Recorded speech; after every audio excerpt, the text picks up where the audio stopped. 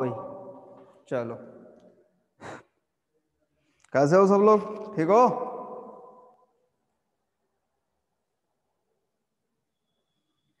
हाँ, कल last lecture में हम लोग बात कर रहे थे, मैक्सवेल वेग बंटन के बारे में बात हो रही थी शायद हमारी। हाँ, मैक्सवेल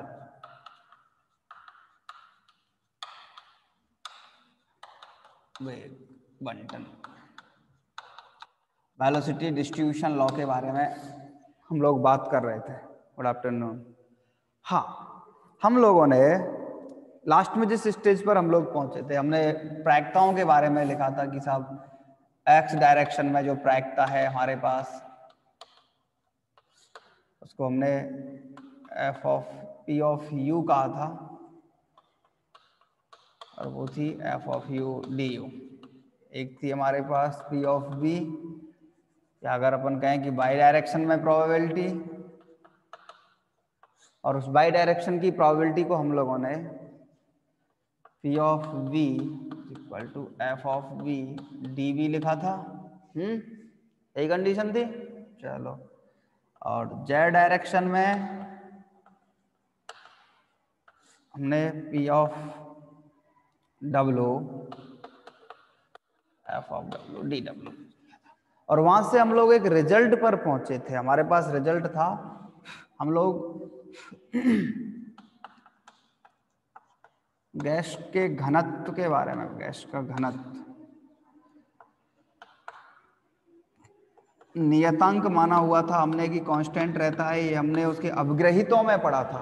और हमने लिखा था कि रो का वैल्यू होता है एन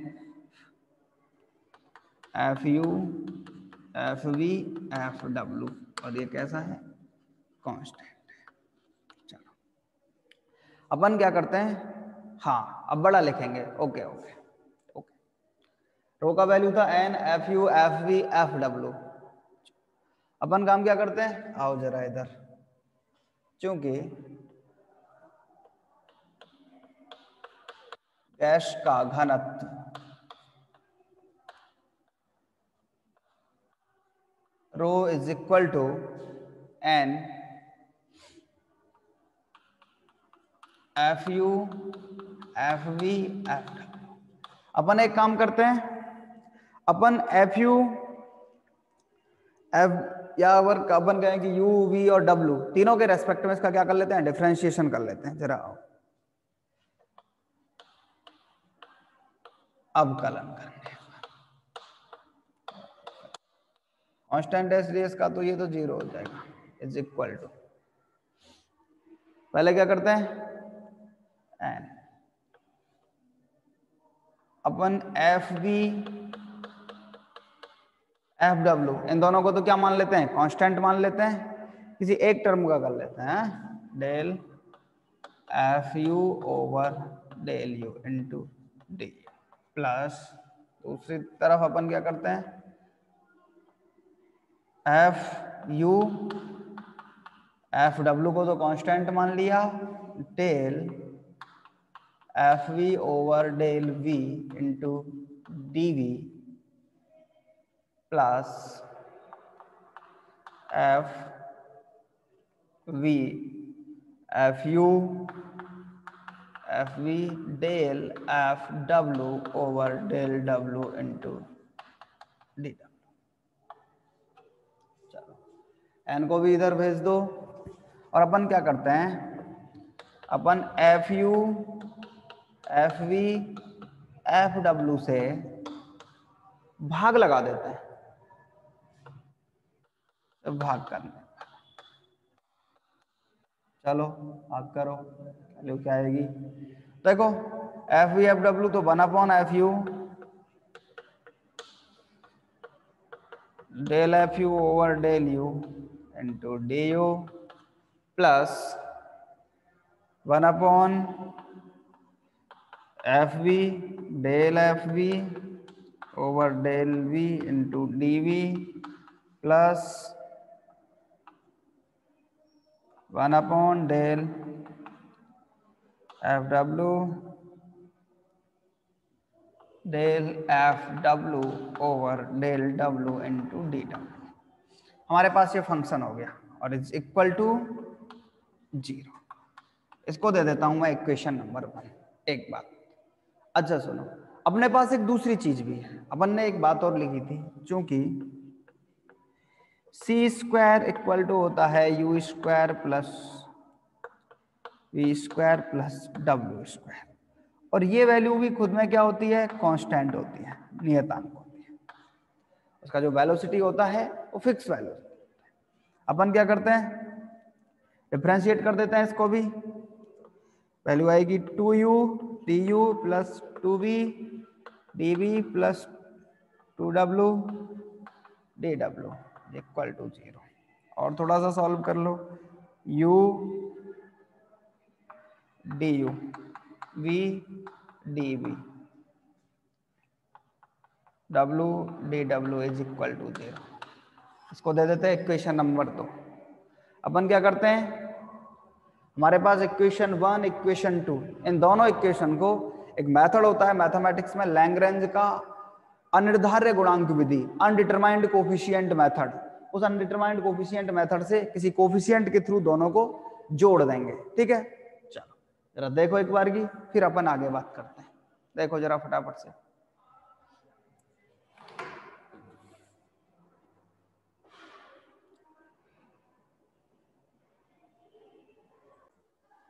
सुनो जरा,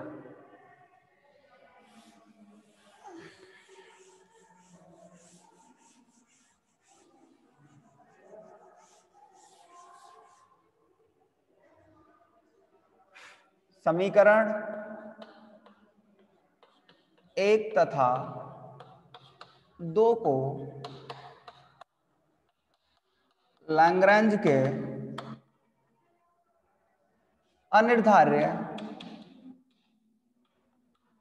गुणांक विधि, अनडिटरमाइंड कोफिशिएंट मेथड से हल करने पर, चलो देखो अपन क्या करते हैं, 1/FU del FU over del U plus एक कोफिशिएंट मान लेते हैं अपन, और वो कोफिशिएंट क्या होता है, बीटा U du। इसमें भी du है, इसमें भी du वाली टर्म है। इसके साथ बीटा का इंटू करके अपन बीटा का मान निकालेंगे बाद में। एक कोफिशिएंट मान लिया हमने कि एक कोफिशिएंट है बीटा, उसका मान बाद में निर्धारित करेंगे। ठीक है, चलो plus 1/FV del FV over del V plus beta V dV plus, दोनों के राइट हैंड साइड में तो 0 है, उसका तो कोई मतलब ही नहीं अपने को। 1/FW del FW over del W into plus K beta W dW is equal to 0। और अपन लिख देंगे यहां बीटा क्या है, एक अज्ञात गुणांक है, मान निकालेंगे आगे इसका है।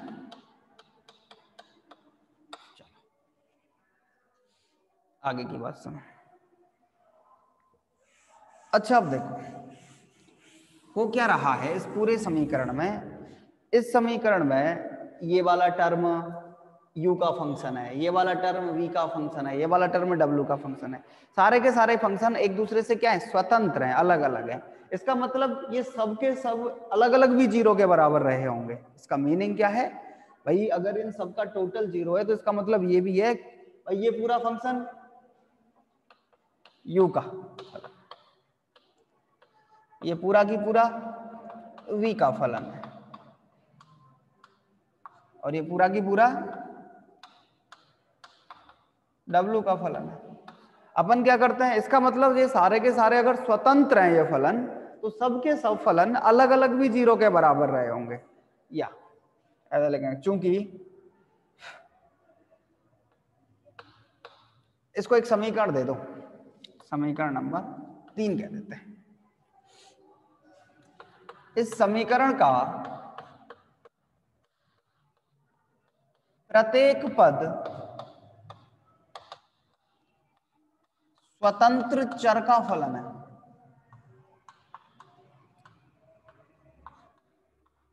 अगर ये सब स्वतंत्र चर का फलन है, इसका मतलब क्या है? अर्थात प्रत्येक पद स्वतंत्र रूप से शून्य के बराबर होना चाहिए।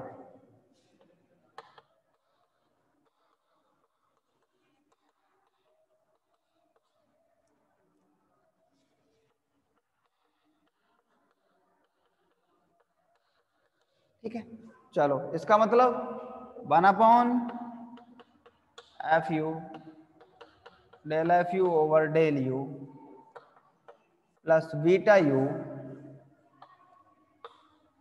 D u is equal to 0। ठीक है, इसका मतलब और भी सारी टर्म इसी तरीके से होंगी। चलो इसका मतलब 1/f(u) del F you over del u is equal to minus के बीटा यू, या फिर अपन 1/f(u) del F you is equal to minus के बीटा यू डी यू। अपन क्या करते हैं, जरा इस पूरी टर्म का समाकलन कर लेते हैं।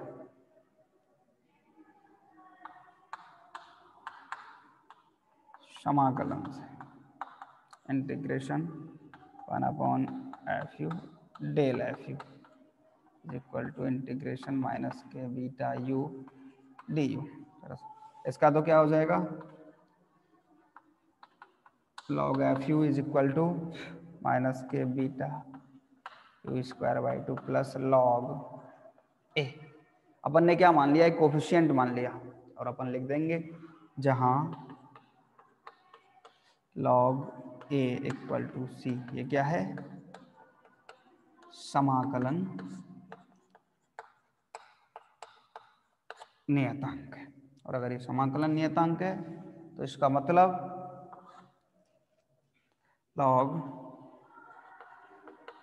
F u minus log a equal to minus के बीटा यू स्क्वायर बाई 2, या फिर अगर अपन इसको log एफ यू ए, अपन क्या करें, एंटी लॉग ले लेते हैं। एंटी लॉग लोगे तो एफ यू इक्वल टू ए ई की पावर माइनस के बीटा यू स्क्वायर बाई 2। और अपन इसको थोड़ा सा मूव आउट करके एफ ऑफ यू का वैल्यू लिख देते हैं ए ई की पावर माइनस के बी यू स्क्वायर लिख देंगे, जहां बीटा का वैल्यू अपन ने b equal to beta by 2 use कर लिया है। देखो जरा एक बार की,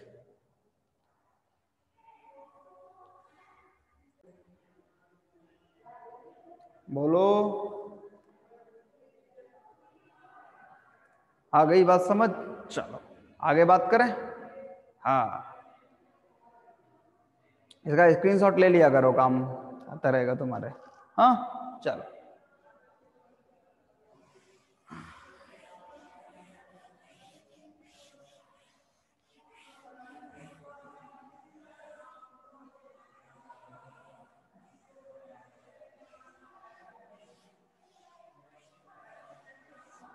हाँ चलो आगे की बात। अपन क्या करते हैं, इसी प्रकार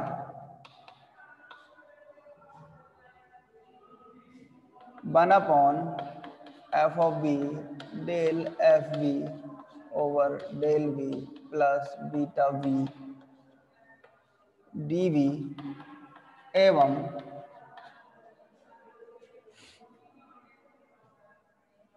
one upon F W del F W upon del W plus K beta W D W भी स्वतंत्र फलन है, अतः इसी के जैसे जब इनको भी सॉल्व करोगे आप लोग तो इनके लिए भी वही वैल्यू आएगी, F of B is equal to ए ई की पावर माइनस के बीटा वी स्क्वायर बाई 2, या इसका मतलब एफ ऑफ बी का वैल्यू ए ई की पावर माइनस के बी वी स्क्वायर। ऐसे ही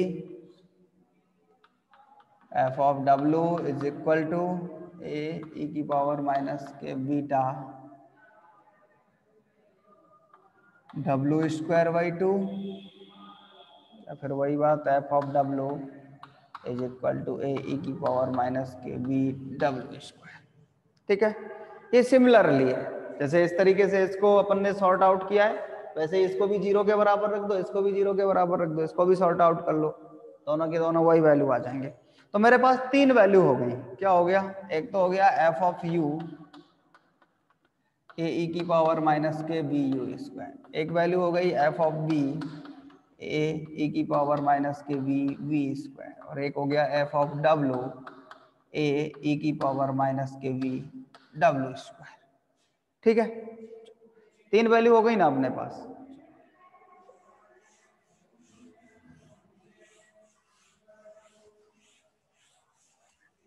अपन ने एक वैल्यू निकाला था पहले डी एन का, अतः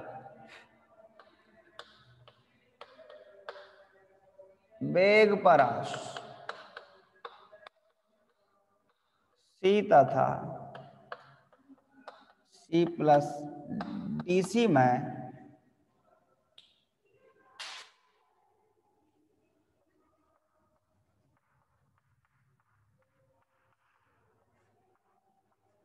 परमाणुओं की संख्या D N is equal to क्या था, N F U F V F W D U D we D W, यही तो था। चलो एन ए ई की पावर माइनस के बीटा यू स्क्वायर। अच्छा देखो सब में ए है तो ए क्यूब ई की पावर माइनस के, इसको जरा इस थोड़ा सा ज्यादा शॉर्ट हो जाएगा। डी एन का वैल्यू ये था, D N equal to N F U F V F W D U D we D W, यही तो था। अपन क्या करते हैं, ये सारे वैल्यू जिसमें पुट कर देते हैं, तो डी एन का वैल्यू क्या हो जाएगा, एन सारे के सारे ए क्यूब तो सब में आएगा, ए है इनटू में F U F V F W है, ए की पावर माइनस के बीटा को बाहर निकालो, U square plus we square plus W square, काम चलेगा। हाँ, D U D we D W, ये value U square V square W square अपन जानते हैं क्या होता है, ये सी स्क्वायर होता है। तो डी एन का वैल्यू हो गया एन ए क्यूब ए की पावर माइनस के we C square D U D we D W. ये हमारे पास वेग परास सी तथा डीसी में परमाणुओं की संख्या आ गई। अब अपना काम क्या है, अपना काम है अपन ए और वी के वैल्यूज निकालेंगे। हमारा काम क्या है, हमने जो कोफिशिएंट माने हैं ए और बी उनके मान निकाल के इस समीकरण में रख देंगे, तो हमारे पास क्या आ जाएगा, मैक्सवेल के वेग बंटन के वितरण का नियम आ जाएगा। ठीक है, जरा देखो एक बार की, फिर अपन आगे बात करते हैं इसके बारे में।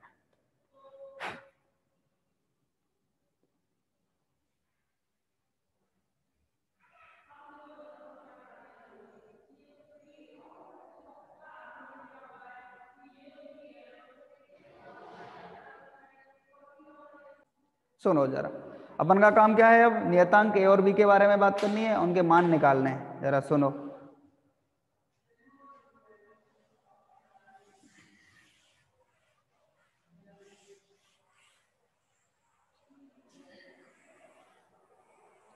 अपने पास ये समीकरण काम का है, D N is equal to N A cube E की पावर माइनस के we C square D U D we D W.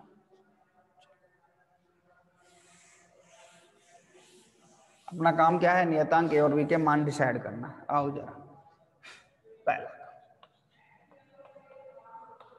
नियतांक ए का मान। अपन क्या करते हैं, देखो यदि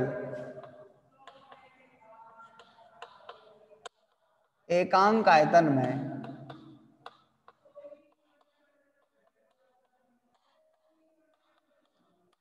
परमाणुओं की संख्या n है, तब वेग परास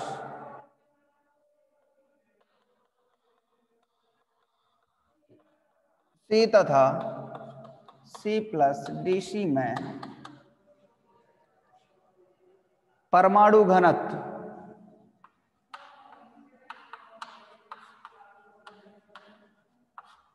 रो equal to D N over D U D we D W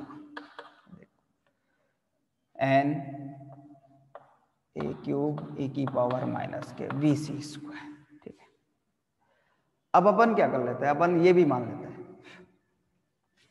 वेग परास C तथा C प्लस डी सी के मध्य का आयतन घनत्व। अगर आयतन निकाल रहे हैं उसको उससे इंटू कर देंगे तो अपना काम चल जाएगा। देखो सर जी, आयतन निकालने के लिए अपन क्या करते हैं, अपन ऐसे मानते हैं कि ये हमारे पास पात्र रहा होगा और सभी संभव दिशाओं में वेग है, इसलिए अपन उसको गोले के जैसा मान लेते हैं कि ये जो स्थिति है ये कैसी है, एक गोलीय कोष के जैसी स्थिति है। ये C है, ये C प्लस डी सी है। अपना काम क्या है, आयतन निकालना है। और अगर अपन गोलीय कोष का आयतन निकालना चाहेंगे तो अपने पास वैल्यू क्या आएगी, 4/3 पाए C प्लस डी सी का क्यूब माइनस C का क्यूब। याद रखने के लिए सीधा उसका जब आयतन लिखते हैं तो ये लिखा जाता है 4 pi C square D C. लेकिन वो आता कैसे है, जरा उसके बारे में सुन लो काम की बात। ठीक है, देखो जरा, 4/3 pi C cube plus d c cube plus 3C square D c plus 3C d c square minus C cube. ये तो हो गया कैंसिल। एक्चुअली जो DC होता है वो अल्पांश होता है, वैल्यू कम होता है उसका, और अगर वैल्यू कम है और उस कम वैल्यू का भी क्यूब करो और कम हो जाएगा, स्क्वायर करो तो और कम हो जाएगा। तो अपन क्या करते हैं, इन वाली वैल्यूज को नेग्लिजिबल मान लेते हैं। तो वैल्यू क्या आती है, 4/3 पाए इसके रेस्पेक्ट में 3C स्क्वायर डी सी, तो 4 पाई C। आपको कहीं भी अगर गोलीय कोश का आयतन लिखना पड़े तो आप ये चीज लिखोगे। चलो, अपने पास घनत्व है, अतः वेग परास में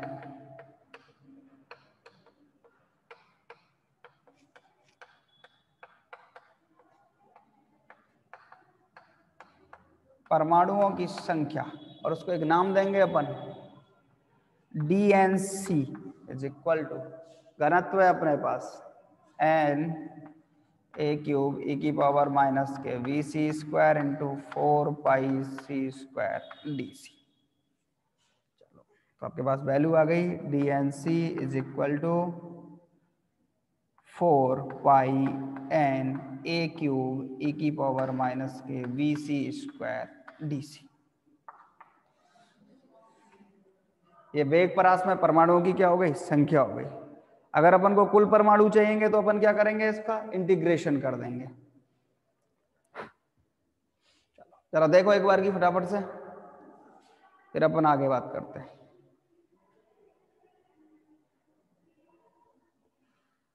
देखो जरा,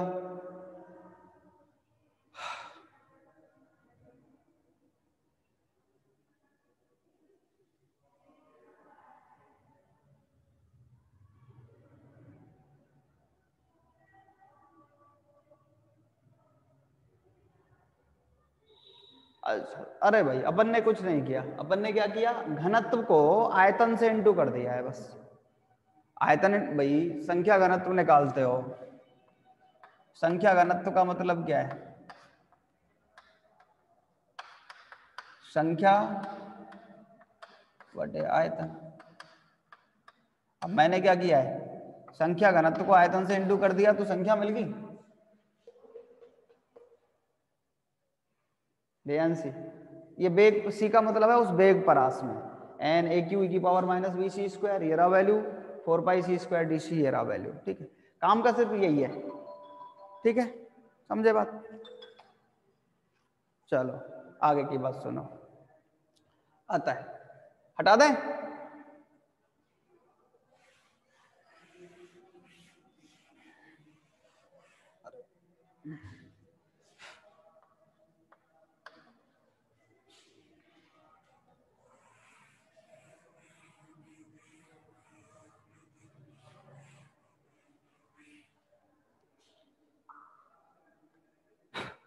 आता है,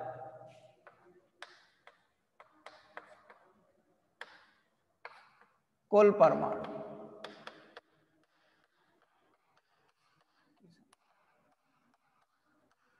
अपन ने कहा था देखो, इंटीग्रेशन कर लेते हैं, इंटीग्रेशन 0 से d n c is equal to integration 0 से infinity 4 pi N a q e की पावर माइनस के बी सी स्क्वायर और एस के साथ into c square D C.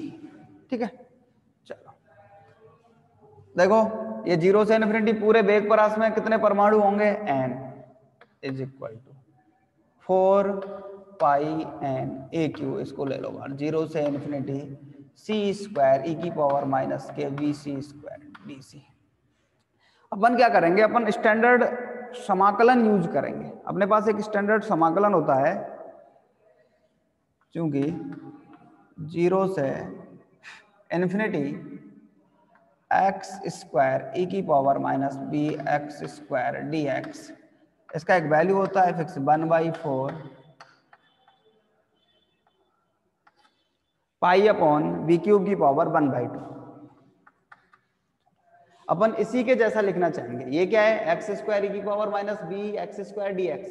ये ऐसे कई सारे इंटीग्रेशन अपन यूज करेंगे इसमें। तो एन का वैल्यू क्या हो गया, 4 pi N A cube 1/4 pi upon B cube की पावर 1/2। एन कैंसिल हो गया, आपके पास वैल्यू क्या आ गई, equal to pi A cube, pi भी है, पाई की पावर थोड़ा सा,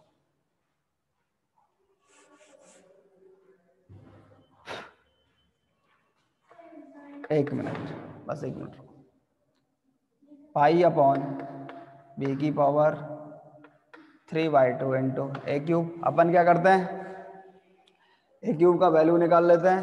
ए क्यूब का वैल्यू क्या होगा, A cube equal to B upon pi की पावर 3/2।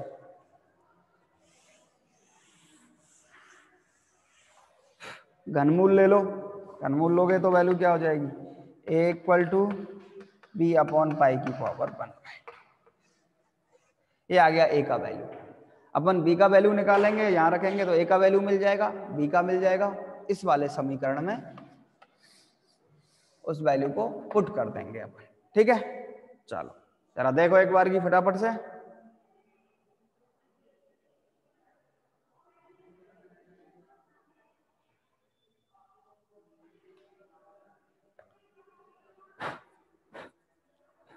हो गया, चलो एक बार की रिजॉइन कर लेना, फिर अपन आगे बात करेंगे। हाँ,